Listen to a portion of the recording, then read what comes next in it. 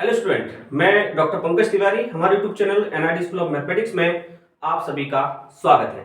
Student, discuss कर रहे हैं यहाँ न्यूमेरिकल मेथड, और न्यूमेरिकल मेथड पर हम डिस्कस कर रहे हैं solution of linear algebraic equation, या बात कहें numerical method for the system of linear equations, जिसमें स्टूडेंट आज हम पहला मेथड डिस्कस करेंगे जिसका नाम है गॉस एलिमिनेशन मेथड। मैंने आपसे कहा था कि एल्जेब्रिक या लीनियर इक्वेशंस को सॉल्व करने के लिए हम दो मेथड का यूज करते हैं, एक डायरेक्ट मेथड और एक इटरेटिव मेथड।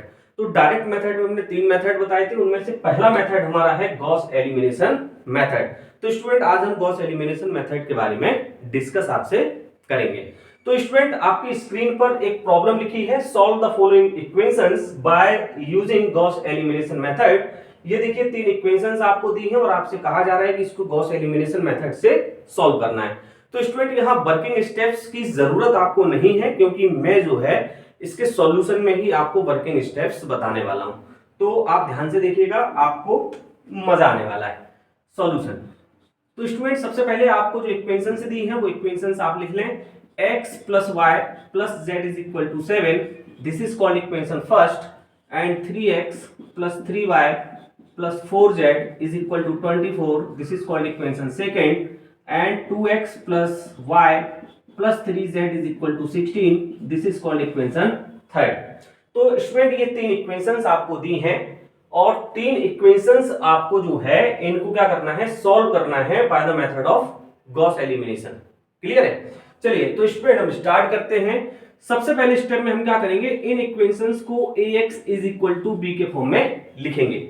स्टूडेंट, आपको मालूम है किसी भी लीनियर इक्वेशंस को, कोई भी लीनियर इक्वेशंस आपको दी हो और आपको उनको मैट्रिक्स फॉर्म में कन्वर्ट करना हो, तो आप क्या करते हैं, ax इक्वल टू बी के फॉर्म में उनको लिख देते हैं। तो हम क्या कर रहे हैं, इन इक्वेशंस को, इन लीनियर इक्वेशंस को एक मैट्रिक्स फॉर्म में कन्वर्ट कर रहे हैं।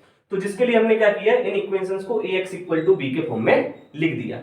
चलिए, तो ए जो मैट्रिक्स होता है, ए मैट्रिक्स हमारा होता है कोफिशिएंट मैट्रिक्स। तो उसके अंदर जो एलिमेंट आते हैं वो एक्स वाई जेड के जो कोफिशिएंट होते हैं वो आते हैं।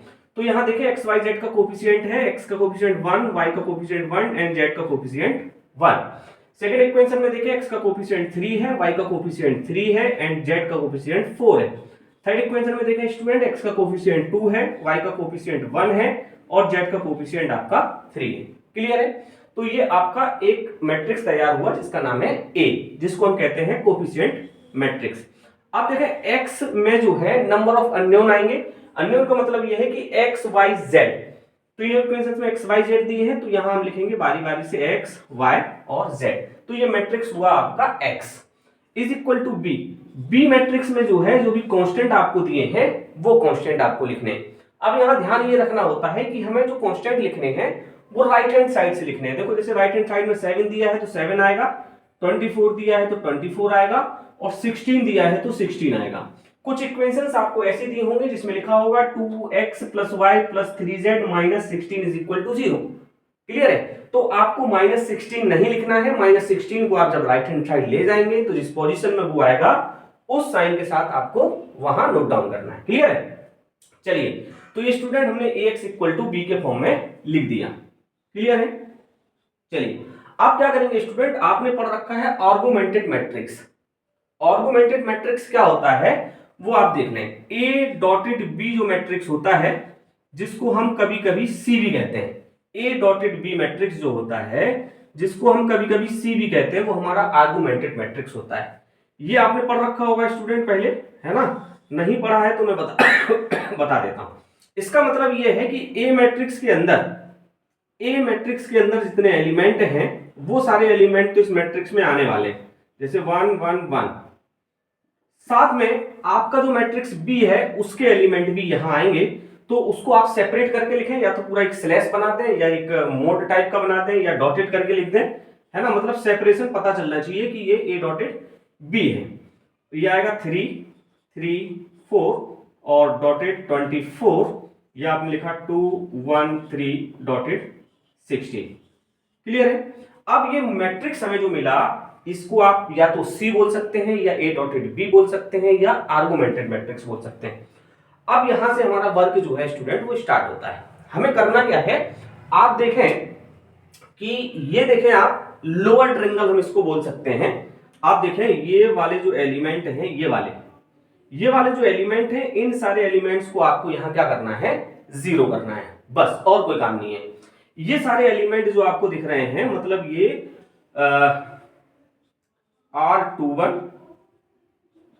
R31 और R32, ये तीन एलिमेंट जो आपको दिख रहे हैं यहां, इन एलिमेंट्स को आपको क्या करना है, जीरो करना है।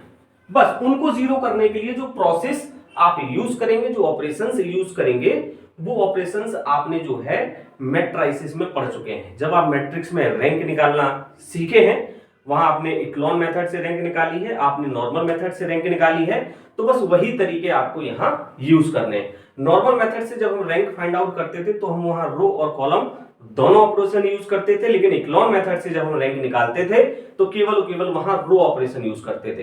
तो स्टूडेंट इस प्रोसेस में भी केवल आपको रो ऑपरेशन यूज करना है। उसकी हेल्प से आपको क्या करना है, ये 3 2 1 ये एलिमेंट्स को आपको क्या करना है, जीरो करना है। या दूसरे शब्दों में आप ऐसे समझें कि ये डायगोनल के एलिमेंट हैं हमारे 1 3 3, ये हमारे डायगोनल के एलिमेंट हैं। तो इसके नीचे के पोर्शन में जो भी एलिमेंट आ रहे हैं, इन एलिमेंट्स को आपको जीरो करना है। इन एलिमेंट्स को जीरो करने के लिए हमें कुछ प्रोसेस, कुछ ऑपरेशंस लगेंगे, वो हम यहां यूज करने वाले हैं। तो अगर आपने मैट्रिसेस पढ़ रखी है तो अच्छी बात है, अगर नहीं पढ़ रखी है तो भी टेंशन नहीं लेना है, हम आपको यहां बताने वाले हैं। अब यहां जो है एक मोस्ट इंपॉर्टेंट क्वेश्चन जो है बच्चे पूछते हैं, क्योंकि गॉस एलिमिनेशन में पहले भी पढ़ा चुका हूं, वीडियो बना चुका हूं, तो वहां बच्चे अधिकतर ये पूछते हैं कि सर ये वाला एलिमेंट आपने बताया था जब हम रैंक निकालते थे कि ये वाला एलिमेंट आपको बनाना है। यहाँ 1 की जगह अगर आपको 2 दिया है, 3 दिया है, 5 दिया है, कुछ भी दिया है, तो यहाँ क्या इसको 1 बनाना जरूरी है?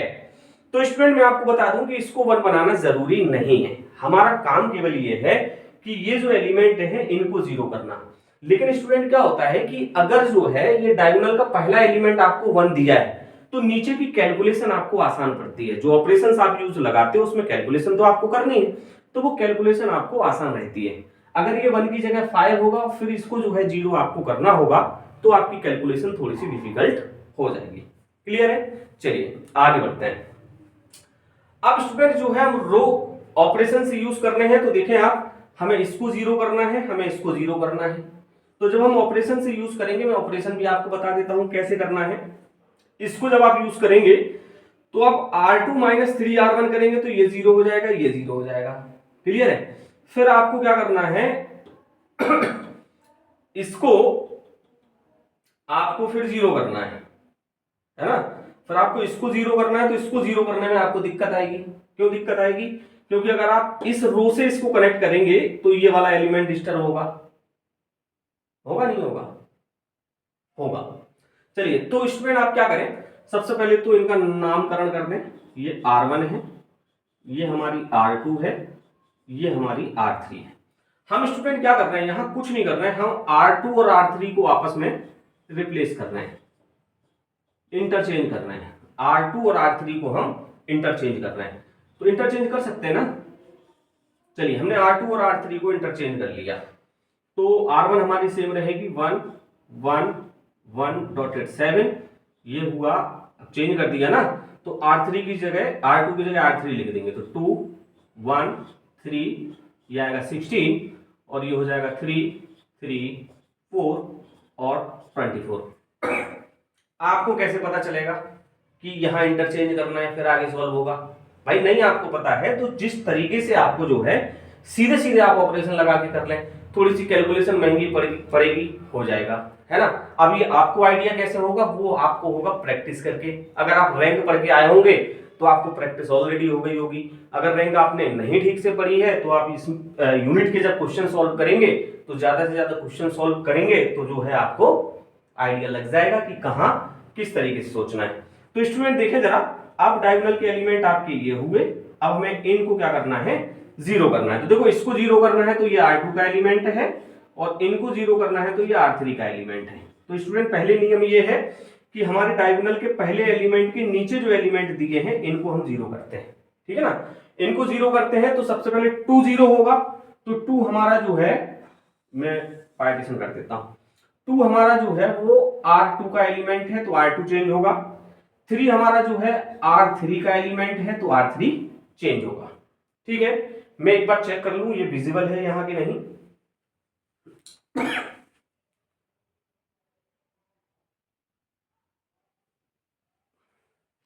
चलिए ठीक है, बिल्कुल यहीं तक दिखाई दे रहा है। तो स्टूडेंट हम क्या कर रहे हैं, ये देखो ये 2 को हमें 0 करना है तो 2R2 का एलिमेंट है, 3 को 0 करना है, 3R3 का एलिमेंट है। तो आप ध्यान से देखना, ये फॉर्मूला बनता है हमारा R2 माइनस R1 और ये फॉर्मूला बनेगा R3 माइनस R1। भाई ये क्यों बनेगा, क्योंकि डायगोनल के पहले एलिमेंट के नीचे के एलिमेंट हम 0 कर रहे हैं, तो पहला एलिमेंट है तो हमेशा R1 माइनस में आएगा। अब कितने R1 आएगा वो डिपेंड करेगा इस नंबर पे। जैसे हमें 2 को 0 करना है तो देखो 2R1, इस 3 को 0 करना है तो यहाँ आप 3R1 लिख दो, बस कैलकुलेशन कर दो, ज्यादा दिमाग लगाने की जरूरत नहीं है। तो देखिए आप इस ऑपरेशन को जब आप यूज करेंगे तो स्टूडेंट आपको मिलेगा R1 तो आपकी सेम रहेगी 1 1 1 डॉटेड आपका आएगा 7। अब देखिए R2 माइनस 2R1 ये वाला ऑपरेशन हम यूज कर रहे हैं, R2 माइनस 2R1 तो ये तो 0 हो जाएगा, R2 में 1 है माइनस 2R1 तो 2 इंटू 1 सॉरी माइनस 1 आएगा। ये देखें 3 माइनस 2R1 तो 2 2 तो ये 1 आएगा, है ना, 3 माइनस 2 1 आएगा। अभी देखें ये लिखा है 16 माइनस 7 दूनी 14, मतलब यहाँ 16 में से 14 जाएगा 2 आएगा। यहाँ सेम देखें आप ये वाला ऑपरेशन R3 माइनस 3R1 तो 3 माइनस 3 0 होगा, 3 माइनस 3 0 होगा, 4 माइनस 3 1 होगा और ये होगा 24 माइनस 7 21 तो ये 3 आएगा। क्लियर स्टूडेंट, तो ये कैलकुलेशन आपको कर लेनी है। अब आप देखें कि आपके डायगोनल के एलिमेंट आपके ये हुए प्रिंसिपल डायगोनल के, तो इसके नीचे के सारे एलिमेंट आपके 0 हो चुके हैं। क्लियर है, और अगर ये इंटरचेंज आप नहीं करते तो आपको 1-2 स्टेप और करने पड़ते और थोड़ा सा डिफिकल्ट चला जाता। क्लियर है, तो इसको समझने की आप कोशिश करें कि ऐसा हमने क्यों किया है। तो अब स्टूडेंट जो है जब लोअर ट्रायंगल के एलिमेंट जो है 0 हो चुके हैं तो हमें क्या करना है, इस मैट्रिक्स को फिर से लीनियर इक्वेशन के फॉर्म में बनाना है। तो वो कैसे बनेगा, जिस तरीके से हमने इसको यहां बनाया था उसी तरीके से इसको हम जो है रिवर्स कर लेंगे। तो कैसे बनेगा x plus Y plus Z is equal to 7, ये इक्वेशन आपका जो है 1 बनेगा। तो 1 2 3 हो चुके हैं तो हमने इसको 4 मान लिया। ठीक है, यहां से देखें 0x तो x का कोफिशिएंट 0 हो गया तो ये होगा minus Y plus Z is equal to 2, ये इक्वेशन 5 होगी। ये x का कोफिशिएंट 0 है, y का कोफिशिएंट 0 है और z का कोफिशिएंट 1 है तो z इज इक्वल टू आएगा 3, ये इक्वेशन हो गई 6। तो आप स्टूडेंट देख सकते हैं कि z की वैल्यू आपको यहां मिल चुकी है। ये z की वैल्यू आप पुट करेंगे, put z is equal to 3 in equation 5, equation 5 में पुट करें तो minus Y plus 3 is equal to 2, तो minus Y is equal to 2 minus 3 होगा तो माइनस 1 आएगा। अल्टीमेटली आप y इज इक्वल टू लिख सकते हैं 1। अब स्टूडेंट देखिए y और z आपको मिल गया तो आप पुट कर दें, put y is equal to 1 and z is equal to 3 in equation 1, या सीधा सीधा लिख दें फ्रॉम इक्वेशन 1। तो इसको जब आप पुट करेंगे तो यहां देखें जरा, इसमें पुट कर रहे हैं हम, तो x प्लस वाई की जगह 1 z की जगह 3 इज इक्वल टू 7, तो ये हुए 3 और 1 4 प्लस के, उस तरफ जाएंगे तो होगा 4 माइनस के, तो x इज इक्वल टू आ जाएगा 3। तो स्टूडेंट अगर मैं बात करूं कि x y z की, तो x इज इक्वल टू आया 3, y इज इक्वल टू हमें मिला 1 and z is equal to आपको मिला 3। कुछ गड़बड़ तो नहीं है ना, z इज इक्वल टू 3 मिला, ठीक है, और z की वैल्यू आपने इसमें रखी तो y इज इक्वल टू 1 मिला, ठीक है। ये 4 और 1 3 और 1 4 वहां गए तो 3 मिले, ठीक है। तो ये x y z की वैल्यू आपको मिल चुकी है, ये आंसर होगा, है ना। अब ज्यादा परेशान होने की जरूरत नहीं है, आपको ये तो समझ में आ गया कि गॉस एलिमिनेशन हमें अप्लाई कैसे करना है। अब आप क्या करें, इन क्वेश्चंस इन वैल्यूज को जो है किसी भी एक इक्वेशन में रख लें, है ना, इस इक्वेशन में रख लें, आप इस इक्वेशन में रख लें या इस इक्वेशन में रख लें। अगर जो है left side right side equal आते हैं तो हम बोल सकते हैं कि हमारी आंसर सही है। तो देखो x की जगह 3 रखा, y की जगह 1 रखा, z की जगह 3 रखा, तो 3 3 6 और 1 7, 7 बराबर 7। मतलब ये आंसर आपका कैसा है, एकदम करेक्ट है, सटीक आंसर है। क्लियर है? तो इसको नोट डाउन कर ले, और मैं एक प्रॉब्लम आपको जो है यहां और सॉल्व करके बता देता हूं। क्लियर है? चलिए तो देखेंगे।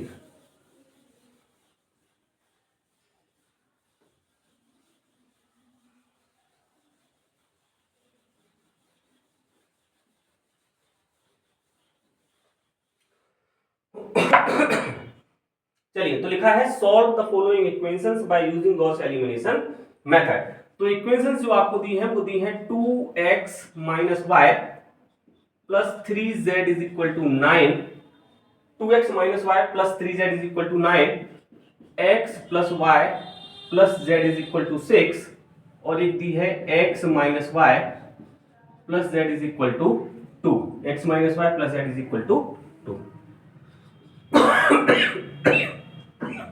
सॉरी, ये इक्वेशंस दी हैं, इनको हमें जो है गॉस एलिमिनेशन से सॉल्व करना है। तो स्टूडेंट हम क्या करेंगे, इसको इक्वेशन फर्स्ट मान लेंगे, इसको हम सेकंड मान लेंगे, इसको हम जो है थर्ड मान लेंगे। क्लियर है? फर्स्ट सेकंड थर्ड क्या करेंगे, इनको ax इक्वल टू b के फॉर्म में लिखेंगे। क्यों? क्योंकि हमें इनको मैट्रिक्स फॉर्म में लिखना है। तो a हमारा जो है कोफिशिएंट मैट्रिक्स होगा, तो इनके एक्स वाई जेड के कोफिशिएंट क्या है, 2 -1 3, यहां से देखें 1 1 1, यहां से देखें 1 -1 एंड 1। क्लियर है? x की जगह आपके आ जाएंगे x y z। अब स्टूडेंट आपको ध्यान ये देना है कि अगर जो है कभी कभी कोई राइटर जो है x y z की जगह कोफिशिएंट x1 x2 x3 ले लेता है, तो यहाँ x1 x2 x3 आ जाएगा। जो आंसर हमें आ रहे हैं XYZ में आ रहे हैं वो आंसर आपके x1 x2 x3 में आ जाएंगे, कोई दिक्कत नहीं है। चलिए तो यहां जो है B मैट्रिक्स की बात हो रही है, तो B की जगह आएगा आपका कांस्टेंट, तो 9 6 और 2। क्लियर है? अब हमने बेटा augmented matrix A dotted B लिखा, जिसको हम मैट्रिक्स C भी कहते हैं, तो वो हमारा क्या हो जाएगा 2 -1 3 डॉटेड 9 1 1 1 डॉटेड 6 1 -1 1 डॉटेड 2। क्लियर है? अब आप देखें कि डायगोनल, प्रिंसिपल डायगोनल के एलिमेंट आपके ये हुए, और आपको इन तीन एलिमेंट्स को आपको क्या करना है, जीरो करना है। क्लियर है? चलिए तो ये जीरो आपके जो हैं इनको जीरो आपको करना है, तो कैसे जीरो होंगे बताइए आप, ये जीरो आपके कैसे होंगे। तो मेरी सलाह तो ये है कि आप जो है R1 और R2 को आपस में इंटरचेंज कर दें। भाई मैंने कहा था कि इसको 1 बनाना जरूरी नहीं है, लेकिन अगर ये 1 दिया है तो हमें कैलकुलेशन इजी पड़ती है। तो आप क्या करें, इसको जो है इससे इंटरचेंज करते हैं, बहुत मजा आएगा, है ना? करके देखें।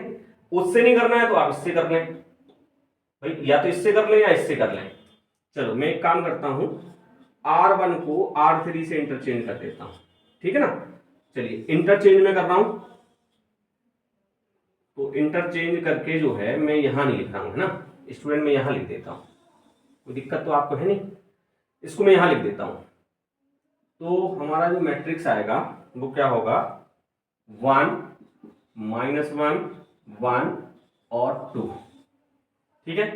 सेकंड रो की जगह आएगा 1 1 1 डॉटेड 6, और चेंज किया है तो R1 हमें R3 की जगह लिखना है, तो ये होगा 2 -1 3 और 9। क्लियर है? चलिए अब प्रिंसिपल डायगोनल के एलिमेंट आइडेंटिफाई कर लें, ये होंगे, है ना? अब हमें जो इन तीनों को जीरो बनाना है, तो पहले हम क्या करेंगे, इन दो को जीरो बनाएंगे। इन दो को जीरो बनाना है तो आप नामकरण कर लें, ये R1 है, ये R2 है, ये R3 है। तो इस एलिमेंट को जीरो करना है, मतलब R2 will be change and R3 will be change.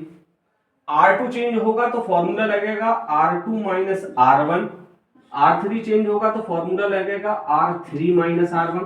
कितने R1 वो डिपेंड करेगा नंबर पर। देखो इस 1 को जीरो करना है तो 1 R1 ही लिखा है, इस 2 को जीरो करना है तो कितने R1 होंगे, 2 R1 होंगे। क्लियर है? चलिए आगे बढ़ते हैं। अच्छा अब जरूरी नहीं है, ये नियम है, ये जरूरी नहीं है, आप देखें, अगर मैं यहां पहुंचूं और मैं आपसे बोलूं कि इसको जीरो करना है तो आप क्या लिखें, R2 माइनस 2R1, ये जीरो हो जाएगा। अब इसको जीरो करना है तो आप लिखें R3 माइनस R2, ये जीरो हो जाएगा। तो आप वैसे भी कर सकते हैं, है ना। ये सिस्टम मैं इसलिए बता रहा हूं कि जब हम रैंक पढ़ते थे तो हम स्टेप जो है आपको वहां समझाते थे, तो आप दिशा से भटके ना, इसलिए हमने जो है ये सारी चीजें वहां आपको बताई थी, तो वही क्रम हम फॉलो कर रहे हैं। तो आप देखें जरा, R1 के एलिमेंट हमने सेम रखे और R2 1 1 0 हुआ, इस 1 में से ये 1 हुआ तो 1 1 2 हो गया, ये 1 माइनस 1 हुआ तो 0 हुआ, ये 6 माइनस 2 हुआ तो ये 4 हो गया। यहां देखें ये 0 हुआ, ये -1 और माइनस माइनस प्लस के 2 हुआ तो ये 1 आएगा, ये 3 माइनस 2 हुआ, ये 1 आएगा, ये 9 माइनस 2 2 जब 4 हुआ तो ये 5 आएगा। क्लियर है। कैलकुलेशन बेटा करते रहे, है ना, मिस्टेक नहीं होनी चाहिए। अगर मिस्टेक मेरे से हो जाती है बाय चांस तो परेशान ना हो, आपको प्रोसीजर पता है ना, कैसे करना है। अब आप आइडेंटिफाई करें, एलिमेंट आपके हुए ये। अब आपको देखो इसको क्या करना है, जीरो करना है। तो इसको जीरो करने के लिए आप क्या करेंगे बताइए। ये R1 का एलिमेंट है, ये R1 है, ये R2 है, ये R3 है। तो ये R3 का एलिमेंट है, मतलब R3 हमारी क्या होगी, चेंज होगी। तो R3 माइनस क्या करें हम कि ये जीरो हो जाए।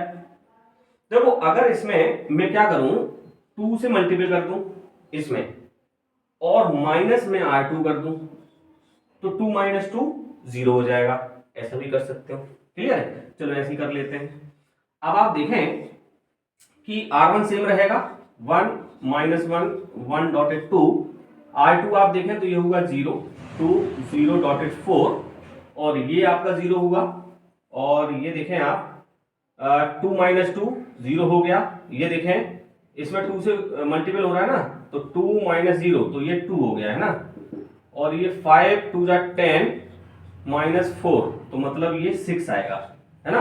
आप कर ले बेटा कैलकुलेशन और देखें ध्यान से, ये देखें ये सारे एलिमेंट आपके क्या हो चुके हैं, जीरो हो चुके हैं। क्लियर है। तो आप फिर से इसको क्या करें, लीनियर इक्वेशन बना लें। तो लीनियर इक्वेशन बनाने के लिए आप क्या करेंगे, मैं यहां कर रहा हूं, है ना,